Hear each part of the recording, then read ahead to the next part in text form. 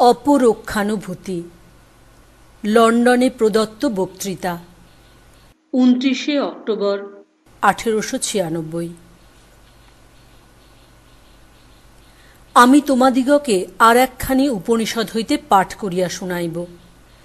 ইহা অতি সরল অথচ অতিশয় কবিত্বপূর্ণ।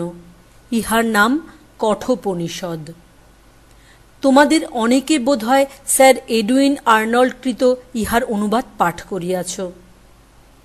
আমরা পূর্বে দেখিয়াছি জগতের আদি কোথায়, সৃষ্টি কিভাবে হইল, এই প্রশ্নের উত্তর বহির্জগৎ হইতে পাওয়া যায় নাই। সুতরাং এই প্রশ্নের উত্তর পাইবার জন্য সন্ধান চেষ্টা অন্তর্জগতে প্রবেশ করিল। কঠোপনিষদে এই মানুষের স্বরূপ সম্বন্ধে অনুসন্ধান আরম্ভ হইয়াছে।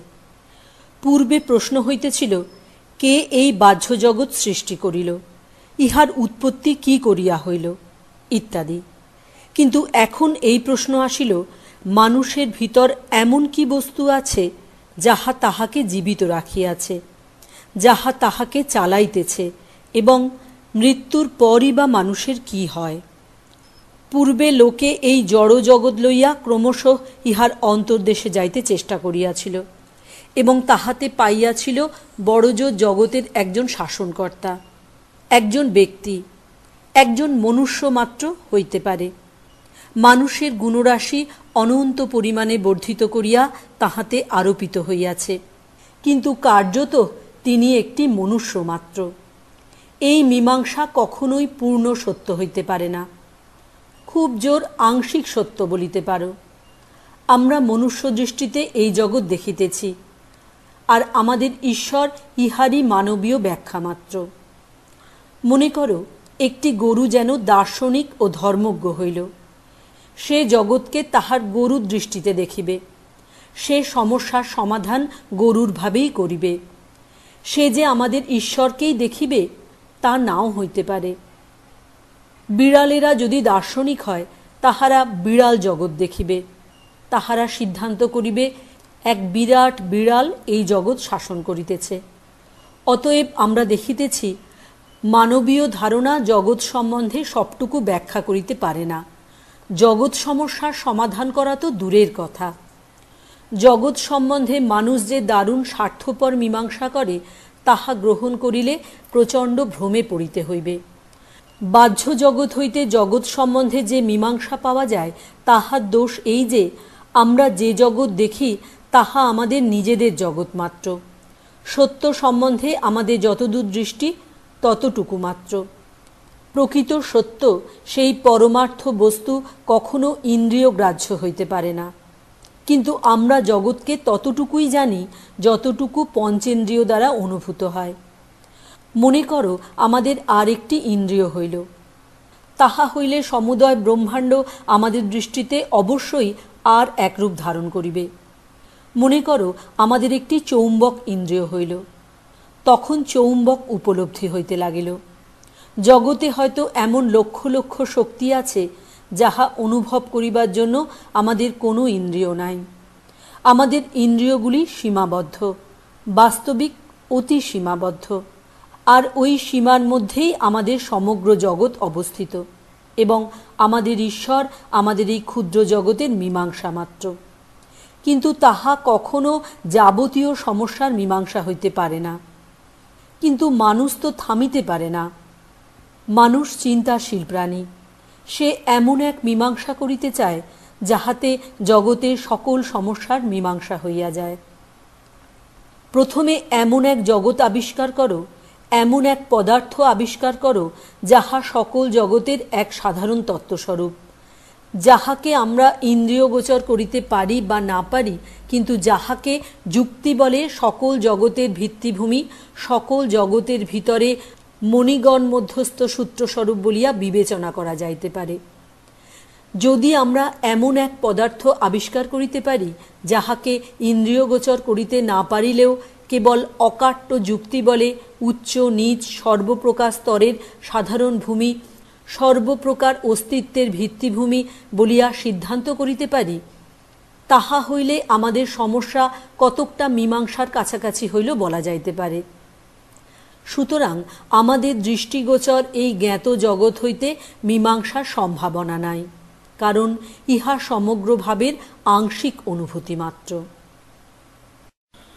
অতএব এই সমস্যার মীমাংসার একমাত্র উপায় অভ্যন্তরে প্রবেশ করিতে হইবে। অতি প্রাচীন মননশীল ব্যক্তিরা বুঝিতে পারিয়াছিলেন, কেন্দ্র হইতে তাহারা যত দূরে যাইতেছেন ততই বিভেদ বাড়িতেছে, আর যতই কেন্দ্রের নিকটবর্তী হইতেছেন ততই একত্ব বাড়িতেছে। আমরা যতই এই কেন্দ্রের নিকটবর্তী হই ততই আমরা একটি সাধারণ ভূমিতে সকলে একত্র হইতে পারি, আর যতই উহা হইতে দূরে সরিয়া যাই ততই অপরের সহিত আমাদের পার্থক্য আরম্ভ হয়। এই বাহ্য জগৎ সেই কেন্দ্র হইতে অনেক দূরে, অতএব ইহার মধ্যে এমন কোনো সাধারণ ভূমি থাকিতে পারে না যেখানে সকল অস্তিত্বের একটি সাধারণ মীমাংসা হইতে পারে। যত কিছু ব্যাপার আছে এই জগৎ বড়জোর তাহার একটি অংশ মাত্র। আরও কত ব্যাপার রহিয়াছে, মনোজগতের ব্যাপার, নৈতিক জগতের ব্যাপার, বুদ্ধি রাজ্যের ব্যাপার, এইরূপ আরও কত ব্যাপার রহিয়াছে। ইহার মধ্যে কেবল একটি মাত্র লইয়া তাহা হইতে সমুদয় জগৎ সমস্যার মীমাংসা করা অসম্ভব। অতএব আমাদিগকে প্রধানত কোথাও এমন একটি কেন্দ্র বাহির করিতে হইবে যেখান হইতে বিভিন্ন লোক উৎপন্ন হইয়াছে। সেই কেন্দ্র হইতে আমরা এই প্রশ্ন মীমাংসা করিতে চেষ্টা করিব। ইহাই এখন প্রস্তাবিত বিষয়। সেই কেন্দ্র কোথায়? উহা আমাদের ভিতরে। এই মানুষের ভিতর যে মানুষ রহিয়াছেন তিনিই সেই কেন্দ্র। ক্রমাগত অন্তরের অন্তরে যাইয়া মহাপুরুষেরা দেখিতে পাইলেন জীবাত্মার গভীরতম প্রদেশেই সমুদয় ব্রহ্মাণ্ডের কেন্দ্র। যত প্রকার অস্তিত্ব আছে সবই সেই এক বিন্দুর দিকে আকৃষ্ট হয়। এখানেই বাস্তবিক সব কিছুর একটি সাধারণ ভূমি। এখানে দাঁড়াইয়া আমরা একটি সার্বভৌম সিদ্ধান্তে উপনীত হইতে পারি। অতএব কে জগৎ সৃষ্টি করিয়াছেন এই প্রশ্নটি বড় দার্শনিক যুক্তি সিদ্ধ নহে, এবং উহার মীমাংসাও বিশেষ কিছু কাজের নহে। পূর্বে যে কঠোপনিষদের কথা বলা হইয়াছে উহার ভাষা বড় অলঙ্কারপূর্ণ। অতি প্রাচীনকালে এক অতিশয় ধনী ব্যক্তি ছিলেন। তিনি এক সময়ে এক যজ্ঞ করিয়াছিলেন। তাহাতে এই নিয়ম ছিল যে সর্বস্ব দান করিতে হইবে। এই ব্যক্তির ভিতর বাহির এক ছিল না। তিনি যজ্ঞ করিয়া খুব মান যশ পাইবার ইচ্ছা করিতেন। এদিকে কিন্তু তিনি এমন সব জিনিস দান করিতেছিলেন যাহা ব্যবহারের সম্পূর্ণ অনুপযোগী। তিনি কতকগুলি জরাজীর্ণ মৃতপ্রায় বন্ধা কানা খোঁড়া গাভী লইয়া সেগুলি ব্রাহ্মণগণকে দান করিতেছিলেন। নচিকেতা নামে তাহার এক অল্পবয়স্ক পুত্র ছিল। পিতা ঠিক ঠিক তাহার ব্রত পালন করিতেছেন না, বরং উহা ভঙ্গ করিতেছেন দেখিয়া সে মর্মে মর্মে পীড়িত হইল। ভারতবর্ষে পিতামাতা প্রত্যক্ষ দেবতা বলিয়া বিবেচিত হইয়া থাকেন। সন্তানেরা তাহাদের সম্মুখে কিছু বলিতে বা করিতে সাহস পায় না, কেবল চুপ করিয়া দাঁড়াইয়া থাকে। অতএব সেই বালক পিতার সম্মুখীন হইয়া অতিশয় শ্রদ্ধা ও বিনয়ের সহিত তাহাকে কেবলমাত্র এই কথা জিজ্ঞাসা করিল, পিতা, আপনি আমায় কাহার উদ্দেশ্যে দান করিবেন? আপনি তো যজ্ঞের সর্বস্ব দানের সংকল্প করিয়াছেন। পিতা অতিশয় বিরক্ত হইয়া বলিলেন, ও কি বলিতেছ বৎস? পিতা নিজ পুত্রকে দান করিবে, এ কেমন কথা? বালকটি দ্বিতীয়বার তৃতীয়বার তাহাকে এই প্রশ্ন করিল। তখন পিতা ক্রুদ্ধ হইয়া বলিলেন, তোকে মৃত্যুর হাতে সমর্পণ করিব, যমকে দিব। তারপর আখ্যায়িকা এইরূপ, বালকটি সত্যই যমের নিকট গেল। মৃত্যুমুখে পতিত প্রথম মানব যম দেবতা হন। তিনি স্বর্গে গিয়া সমুদয় পিতৃগণের অধিপতি হইয়াছেন। সাধু ব্যক্তিগণের মৃত্যু হইলে তাহারা ইহার নিকট গিয়া অনেক দিন ধরিয়া বাস করেন। এই যম একজন অতি শুদ্ধ স্বভাব সাধু পুরুষ বলিয়া বর্ণিত। বালকটি যমলোকে গমন করিল। দেবতারাও কখনো কখনো বাড়ি থাকেন না, অতএব নচিকেতাকে 3 দিন সেখানে তাহার অপেক্ষায় থাকিতে হইল। চতুর্থ দিনে যম বাড়ি ফিরিলেন। যম কহিলেন, হে বিদ্বন, তুমি পূজার যোগ্য অতিথি হইয়াও 3 দিন আমার গৃহে অনাহারে অবস্থান করিতেছ। হে ব্রাহ্মণ, তোমাকে প্রণাম, তোমার কল্যাণ হোক। আমি গৃহে ছিলাম না বলিয়া বড় দুঃখিত, কিন্তু এই অপরাধের প্রায়শ্চিত্ত স্বরূপ তোমাকে আমি প্রতিদিনের জন্য একটি করিয়া মোট 3টি বর দিতে প্রস্তুত। তুমি বর প্রার্থনা করো। বালক প্রার্থনা করিল, আমায় প্রথম বর এই দিন যে আমার প্রতি পিতার ক্রোধ যেন চলিয়া যায়, তিনি যেন আমার প্রতি প্রসন্ন হন, আর আপনি আমাকে এই স্থান হইতে বিদায় দিলে যখন পিতার নিকট যাইব, তিনি যেন আমাকে চিনিতে পারেন। যম বলিলেন, তথাস্তু। নচিকেতা দ্বিতীয় বরে স্বর্গপ্রাপক যজ্ঞ বিশেষের বিষয় জানিতে ইচ্ছা করিলেন। আমরা পূর্বেই দেখিয়াছি, বেদের সংহিতা ভাগে আমরা কেবল স্বর্গের কথা পাই। সেখানে সকলের জ্যোতির্ময় শরীর, সেখানে তাহারা পিতৃপুরুষদিগের সহিত বাস করেন। ক্রমশ অন্যান্য ভাব আসিল, কিন্তু এ সকলে কিছুতেই মানুষ সম্পূর্ণ তৃপ্ত হইল না। এই স্বর্গ অপেক্ষা আরও উচ্চতর কিছু আবশ্যক। স্বর্গে বাস এই জগতে বাস হইতে বড় কিছু ভিন্ন রকমের নহে। বড় জোর একজন সুস্থকায় ধনীর জীবন যেরূপ, উহা সেই রূপই।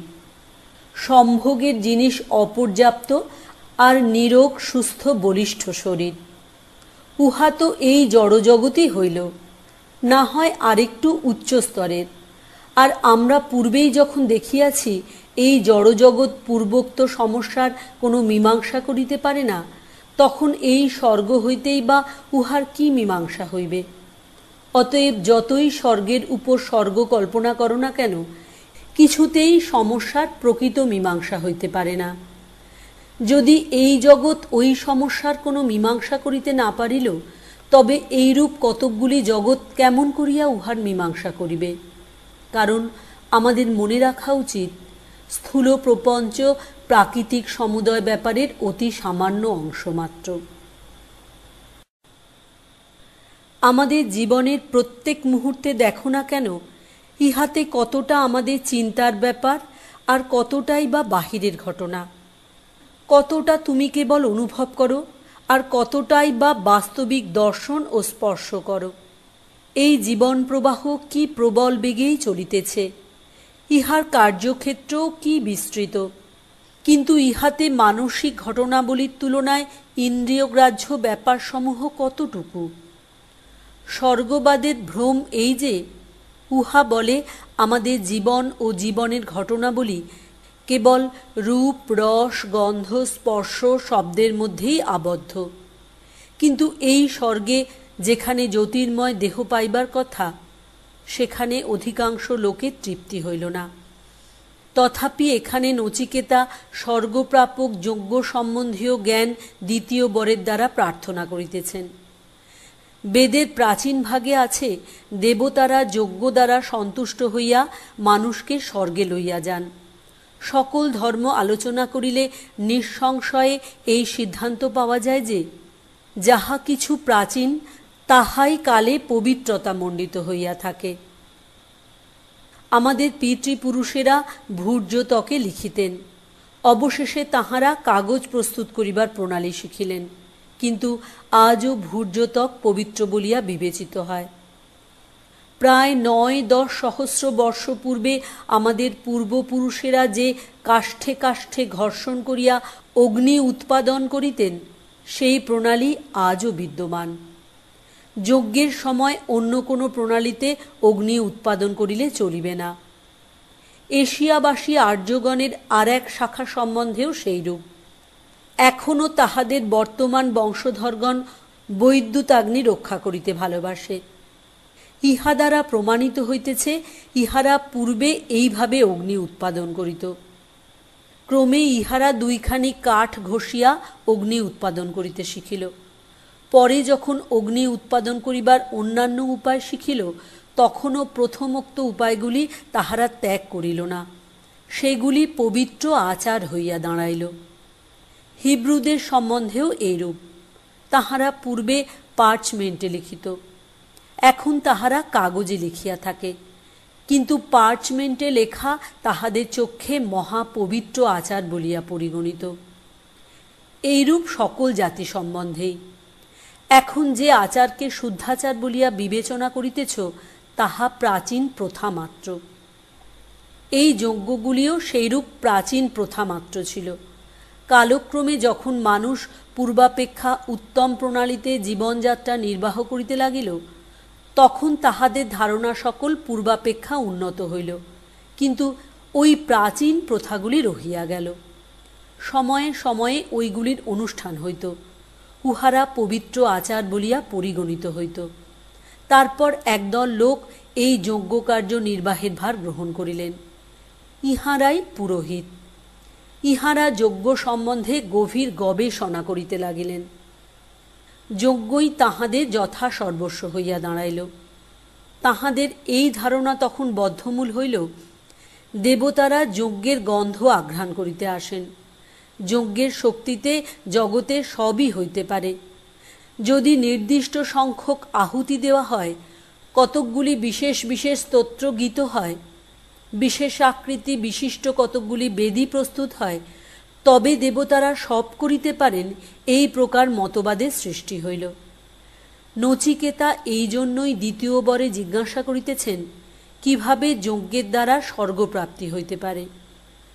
তারপর নচিকেতা তৃতীয় বর প্রার্থনা করিলেন। আর এখান হইতেই প্রকৃত উপনিষদের আরম্ভ। নচিকেতা বলিলেন, কেহ কেহ বলেন মৃত্যুর পর আত্মা থাকে, কেহ বলেন থাকে না।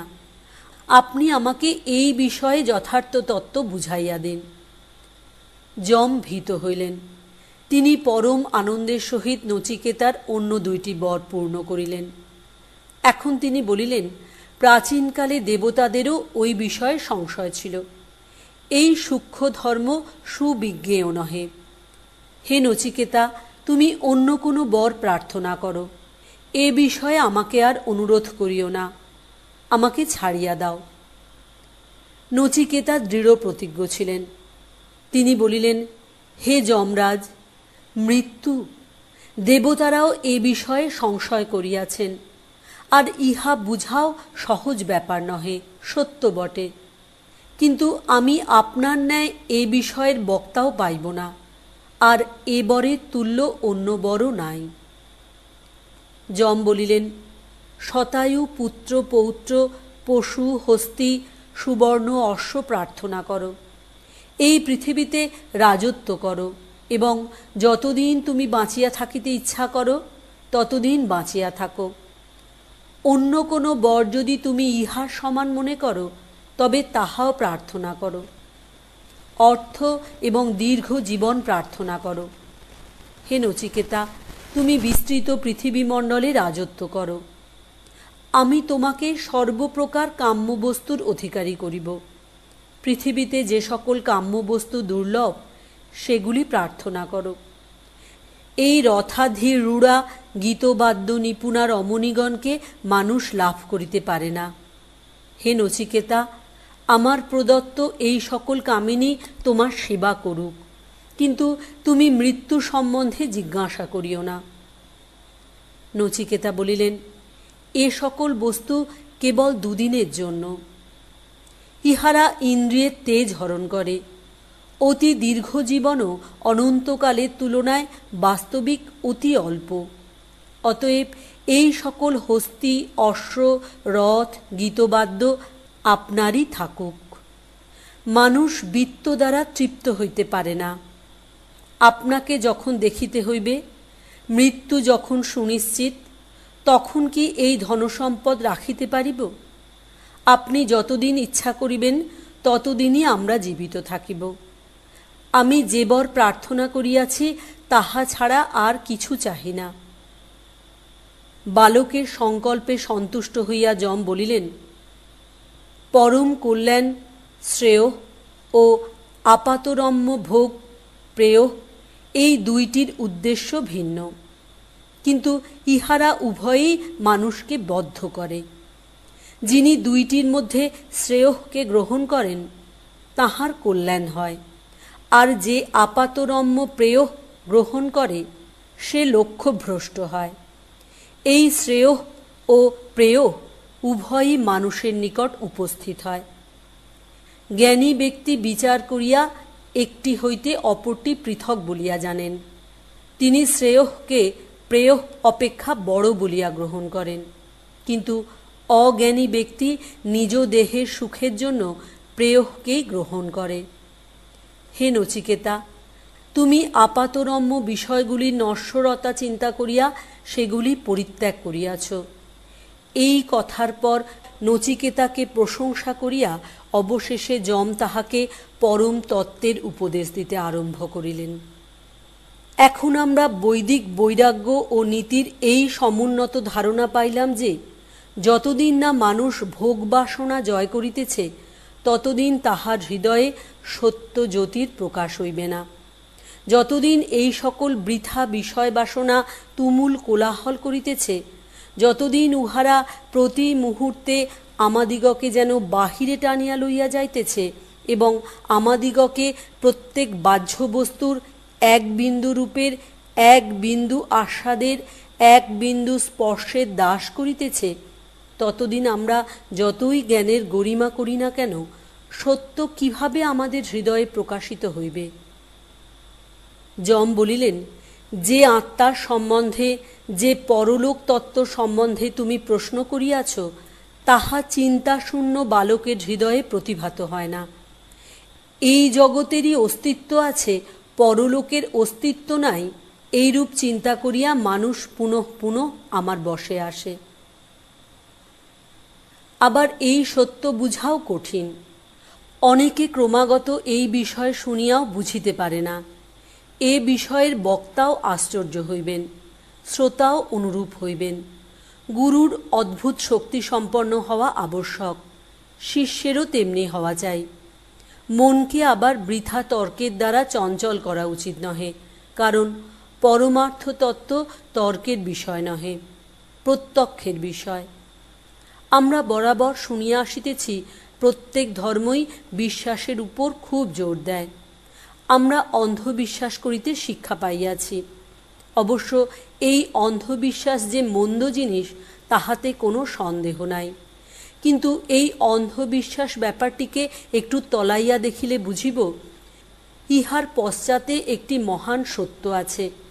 যাহারা অন্ধবিশ্বাসের কথা বলে তাহাদের বাস্তবিক উদ্দেশ্য এই অপরক্ষানুভূতি। আমরা এখন ইহার আলোচনা করিতেছি।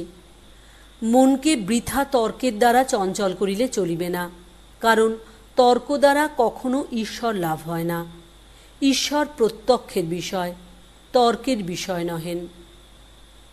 সমুদয় যুক্তি ও তর্কই কতকগুলি অনুভূতির উপর স্থাপিত। এইগুলি ব্যতীত তর্ক হইতেই পারে না।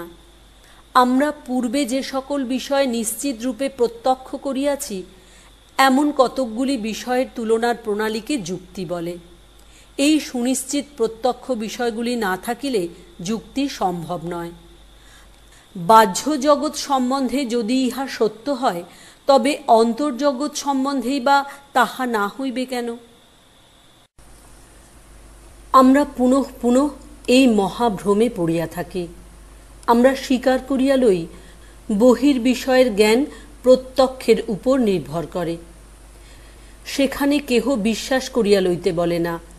বিষয় ও ইন্দ্রিয়ের সম্বন্ধ বিষয়ক নিয়মাবলী কোনো যুক্তির উপর নির্ভর করে না। প্রত্যক্ষানুভূতির দ্বারাই ওইগুলি লব্ধ হয়। আবার সকল তর্কই কতকগুলি প্রত্যাখ্যানুভূতির উপর স্থাপিত। রসায়নবিদ কতকগুলি দ্রব্য লইলেন, তাহা হইতে আর কতকগুলি দ্রব্য উৎপন্ন হইল। ইহা একটি ঘটনা। আমরা উহা স্পষ্ট দেখি, প্রত্যক্ষ করি এবং উহাকে ভিত্তি করিয়া রসায়নের সকল বিচার করিয়া থাকি। পদার্থবিদরাও তাহাই করিয়া থাকেন। সকল বিজ্ঞান সম্বন্ধেই এইরূপ। সর্বপ্রকার জ্ঞানই কতকগুলি বিষয়ের অনুভূতির উপর স্থাপিত। তাহাদের উপর নির্ভর করিয়াই আমরা যুক্তি বিচার করিয়া থাকি। কিন্তু আশ্চর্যের বিষয়, অধিকাংশ লোক, বিশেষত বর্তমানকালে, ভাবিয়া থাকে ধর্মে প্রত্যক্ষ করিবার কিছু নাই। যদি ধর্ম লাভ করিতে হয় তবে বাহিরের বৃথা তর্কের দ্বারাই তাহা লাভ করিতে হইবে। ধর্ম কিন্তু কথোপকথনের ব্যাপার নয়, প্রত্যক্ষের বিষয়। আমাদিগকে আমাদের আত্মার ভিতরে অন্বেষণ করিয়া দেখিতে হইবে সেখানে কি আছে। আমাদিগকে বুঝিতে হইবে, আর যাহা বুঝিব তাহা উপলব্ধি করিতে হইবে। ইহাই ধর্ম। যতই কথা বলো না কেন, তাহা দ্বারা ধর্ম লাভ হইবে না। অতএব একজন ঈশ্বর আছেন কিনা তাহা বৃথা তর্কের দ্বারা প্রমাণিত হইবার নহে, কারণ যুক্তি উভয় দিকেই সমান। কিন্তু যদি একজন ঈশ্বর থাকেন, তিনি আমাদের অন্তরে আছেন। তুমি কি কখনো তাহাকে দেখিয়াছ? ইহাই প্রশ্ন। জগতের অস্তিত্ব আছে কিনা এই প্রশ্ন এখনো মীমাংসিত হয় নাই। প্রত্যক্ষবাদ ও বিজ্ঞানবাদের তর্ক অনন্তকাল ধরিয়া চলিয়াছে। এই তর্ক চলিতেছে সত্য, কিন্তু আমরা জানি জগৎও রহিয়াছে এবং চলিতেছে। আমরা কেবল একটি শব্দের ভিন্ন ভিন্ন অর্থ করিয়া এই তর্ক করিয়া থাকি। আমাদের জীবনের অন্যান্য সকল প্রশ্ন সম্বন্ধেও তাই। আমাদিগকে প্রত্যাখ্যানুভূতি লাভ করিতে হইবে। যেমন বহির্বিজ্ঞানে তেমন পরমার্থ বিজ্ঞানেও আমাদিগকে কতকগুলি সত্য ঘটনা প্রত্যক্ষ করিতে হইবে। মতামত সেগুলির উপরই স্থাপিত হইবে। অবশ্য ধর্মের যে কোনো মতবাদ হোক না, তাহাতেই বিশ্বাস স্থাপন করিতে হইবে, এই অযৌক্তিক দাবি স্বীকার করা অসম্ভব। ইহা মানুষের মন অবনত করে। যে ব্যক্তি তোমাকে সকল বিষয় বিশ্বাস করিতে বলে, সে নিজেকে অবনত করে, আর তুমি যদি তাহার কথায় বিশ্বাস করো, তুমিও অবনত হইবে। জগতের সাধু পুরুষগণের আমাদিগকে শুধু এইটুকু বলিবার অধিকার আছে যে, তাহারা তাহাদের নিজেদের মন বিশ্লেষণ করিয়াছেন। তাহাদের উপলব্ধ সত্যের কথাই তাহারা বলিতেছেন। তাহারা আশ্বাস দেন যে আমরা সত্য লাভ করিব। সত্য লাভ করিলে তখনই আমরা বিশ্বাস করিব, তাহার পূর্বে নহে। ধর্মের মূল ভিত্তি এইখানে। কিন্তু বাস্তব ক্ষেত্রে দেখিবে, যাহারা ধর্মের বিরুদ্ধে তর্ক করে, তাহাদের মধ্যে শতকরা ৯৯ জন নিজেদের মন বিশ্লেষণ করিয়া দেখে নাই। তাহারা সত্য লাভ করিবার চেষ্টাই করে নাই। অতএব ধর্মের বিরুদ্ধে তাহাদের যুক্তির কোনো মূল্যই নাই। যদি কোনো অন্ধ ব্যক্তি দাঁড়াইয়া বলে, তোমরা যাহারা সূর্যের অস্তিত্বে বিশ্বাসী তাহারা সকলেই ভ্রান্ত, তাহার কথার মূল্য যতটুকু, ইহাদের কথার মূল্যও ততটুকু। অতএব যাহারা নিজেদের মন বিশ্লেষণ করে নাই, অথচ ধর্মকে একেবারে উড়াইয়া দিতে লোভ করিতে অগ্রসর, তাহাদের কথায় আমাদের কিছুমাত্র আস্থা স্থাপন করিবার প্রয়োজন নাই। এই বিষয়টি বিশেষ করিয়া বুঝা এবং অপরোক্ষানুভূতির ভাব সর্বদা মনে জাগরুক রাখা উচিত।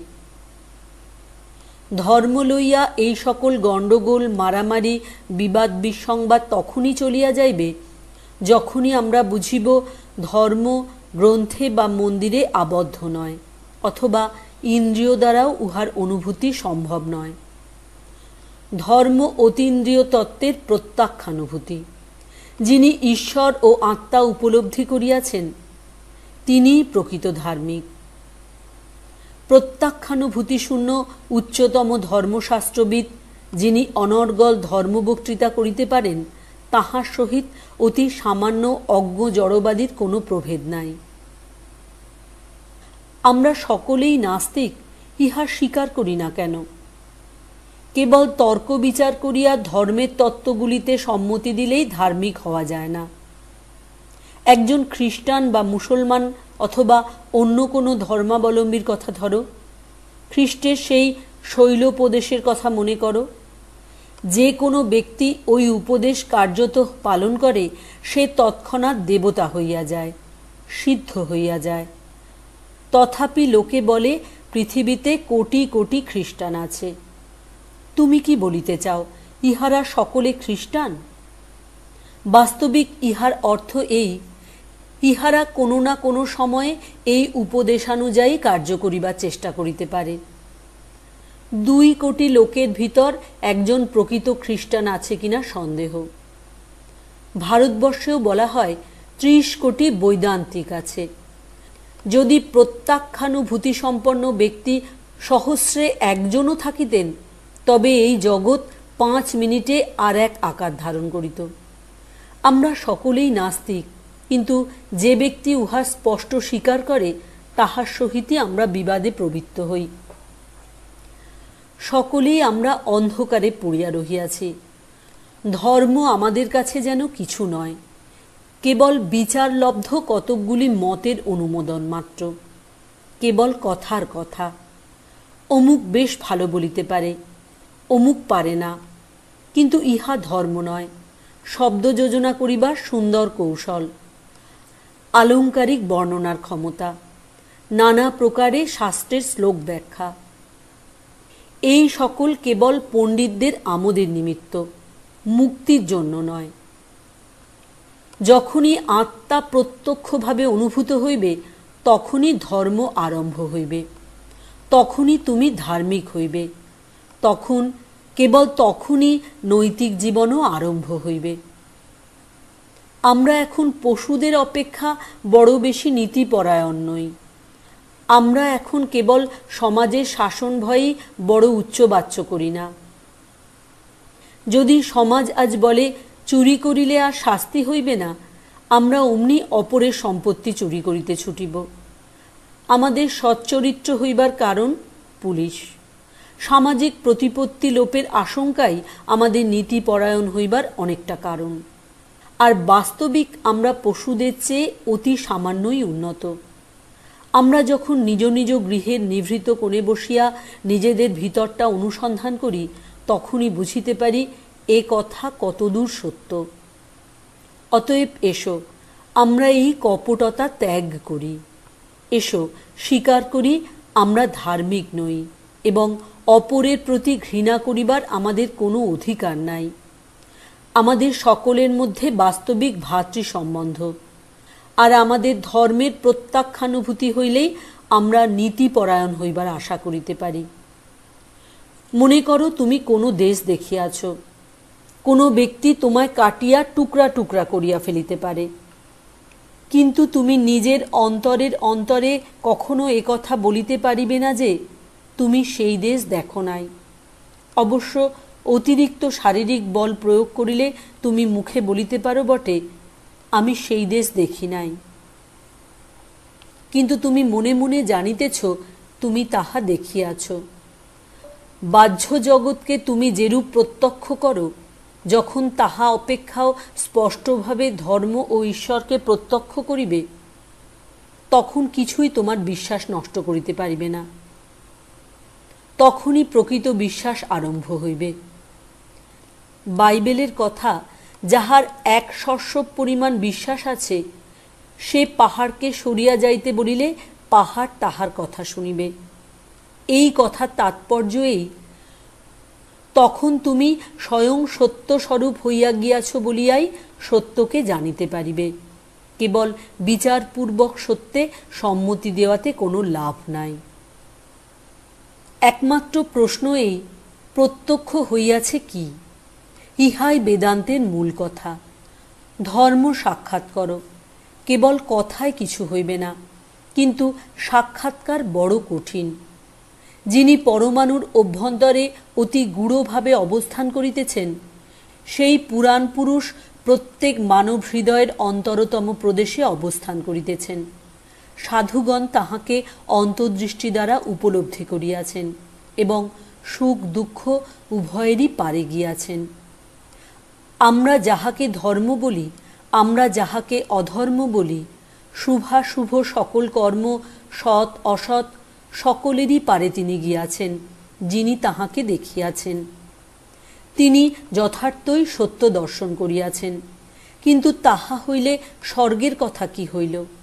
স্বর্গ সম্বন্ধে আমাদের ধারণা এই যে উহা দুঃখ শূন্য সুখ, অর্থাৎ আমরা চাই সংসারের সব সুখ, উহার দুঃখগুলিকে কেবল বাদ দিতে চাই। অবশ্য ইহা অতি সুন্দর ধারণা বটে, ইহা স্বাভাবিকভাবেই আসিয়া থাকে বটে, কিন্তু ওই ধারণাটি একেবারে আগাগোড়াই ভুল। কারণ চরম সুখ বা চরম দুঃখ বলিয়া কোনো জিনিস নাই।